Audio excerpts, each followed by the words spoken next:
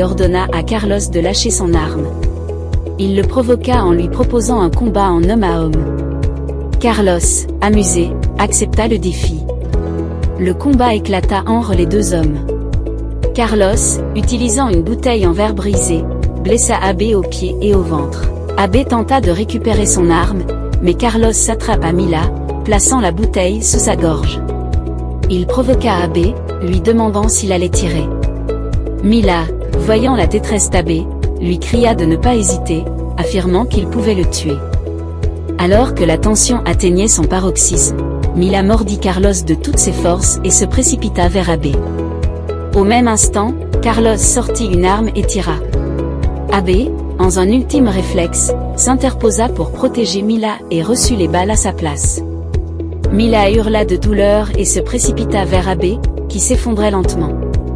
Elle le supplia de tenir bon, mais il restait immobile. Les larmes aux yeux, elle continua de l'appeler, refusant d'accepter ce qui venait de se passer. Aidan arriva précipitamment sur les lieux et cria à son père d'arrêter. Carlos, sans aucune hésitation, pointa son arme sur lui et lui ordonna de s'écarter. Aidan, refusant d'obéir, le supplia une dernière fois d'arrêter.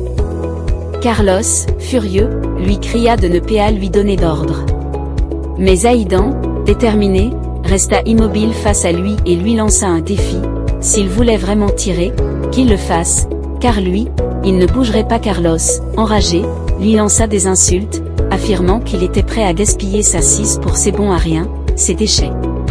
Aidan, les rempli de colère et de douleur, lui répondit que son père avait perdu la tête. Incapable de supporter la situation, Carlos tourna les talons et s'en alla. Mila, effondrée, continuait de pleurer Abe, suppliant Aidan de réagir. Elle cria qu'il était en train de sombrer, que Carlos avait tué sa propre mère et que tout cela n'avait aucun sens. Entre deux sanglots, elle supplia qu'on aille chercher de l'aide, répétant sans cesse qu'il ne pouvait pas perdre Abe. Pendant ce temps, Chiara était sous surveillance. Profitant d'un moment d'inattention de ses ravisseurs, elle réussit à sortir précipitamment de la voiture et tenta de s'enfuir.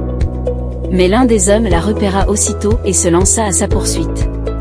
Elle se débattit de toutes ses forces, criant à l'aide. Au même moment, Nico et Max arrivent vers en voiture. Nico, voyant Chiara en danger, hurla à ses ravisseurs de la lâcher. Il lui ordonna de courir vers eux pendant que Max les confrontait. Chiara réussit à s'échapper et à monter dans la voiture. Nico l'aida à s'installer rapidement avant de crier à Max de monter. Ce dernier les rejoignit en vitesse, et tous trois